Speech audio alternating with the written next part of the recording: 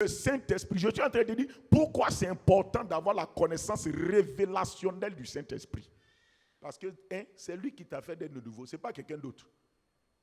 Ou bien, celui qui t'a fait naître de nouveau là, premièrement, tu dois le connaître, parce que c'est lui qui t'a fait naître de nouveau.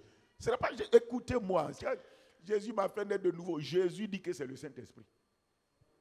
Jésus dit, je ne t'ai pas fait naître de nouveau. C'est le Saint-Esprit qui t'a fait naître de nouveau.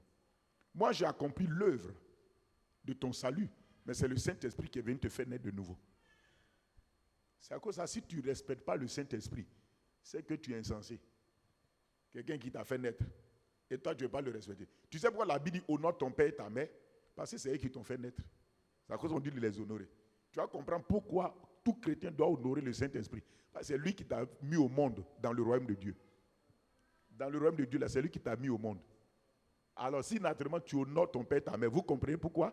Parce que tu es né d'eux. Pourquoi Dieu exige que tout être humain sur la terre honore son père et sa mère? L'esprit de vie est celui qui t'a donné la vie de l'esprit. Donc, la première personne que tu dois apprendre à connaître, c'est l'esprit de vie, parce que c'est lui qui t'a donné la vie de l'esprit. Deuxièmement, c'est important de connaître le Saint-Esprit, parce que premièrement, c'est lui qui nous a donné la vie de l'esprit. Deuxièmement, c'est important de le connaître, parce que c'est lui qui est venu vivre en nous, afin de nous faire grandir dans la vie de l'esprit. Est-ce que tu comprends ce que je suis en train de dire? Premièrement, il t'a fait naître dans la vie de l'esprit. La nouvelle naissance, c'est le Saint-Esprit qui l'a fait. Jésus a dit, écoutez, Jésus a établi l'œuvre de notre salut et l'œuvre par laquelle plutôt nous naissons de nouveau. Mais c'est le Saint-Esprit qui est venu te faire naître de nouveau. Jésus ne t'a pas fait naître de nouveau. Il a établi les fondements de ta nouvelle naissance. L'œuvre spirituelle, légale de ta nouvelle naissance. La personne qui t'a fait naître de nouveau, c'est le Saint-Esprit. Puisque Jésus même t'a dit, j'ai fini de mourir, enseveli, ressuscité, glorifié, je m'en vais. Mais il a dit au Saint-Esprit, viens. C'est pourquoi vous allez voir que l'église primitive est née par le Saint-Esprit. L'église est née par le Saint-Esprit. Jésus a accompli l'œuvre qui va nous permettre de naître, mais c'est le Saint-Esprit qui nous a fait naître. C'est Jésus même qui a dit à Nicodème, ce qui est né de la chair est chair. Pourtant, lui-même, il a arrêté là. Il aurait pu dire ce qui est né de Jésus est esprit. Mais il dit non, ce qui est né de l'esprit est esprit. Cela veut dire que Jésus nous a déjà indiqué que la naissance dans le royaume se fera par le Saint-Esprit seul. Jésus a établi l'évangile de la nouvelle naissance. Mais c'est le Saint-Esprit qui a manifesté la nouvelle naissance. L'évangile de Jésus est la semence de la nouvelle naissance. Mais c'est le Saint-Esprit qui fait naître de nouveau. Et comment il le fait? Premièrement, il te fait entendre l'évangile de la bonne nouvelle de ton salut. C'est le Saint-Esprit qui a fait que tu as entendu l'évangile. Et quand tu as entendu l'évangile, il a fait de sorte que tu as cru en ça et que tu as accepté.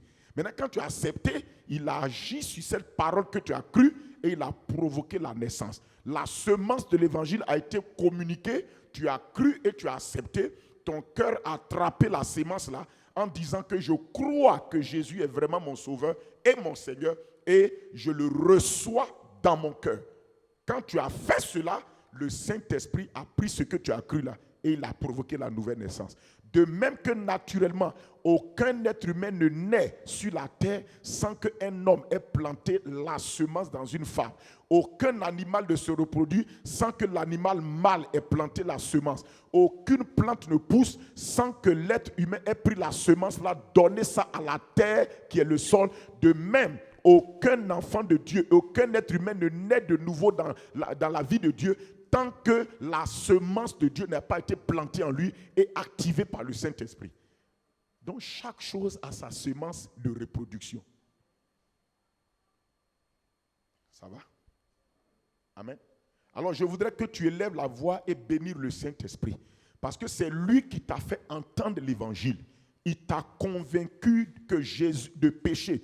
Il t'a convaincu de croire que le seul moyen d'être sauvé de tes péchés, c'est de croire que Jésus est ton sauveur. Le Saint-Esprit t'a convaincu que tu es un pécheur et il t'a convaincu en même temps qu'il y a une porte de sortie pour les pécheurs. C'est de croire en Jésus. Et il t'a aidé à croire en Jésus et il a opéré en toi la nouvelle naissance. Tu as reçu la vie de l'Esprit, tu es né de nouveau.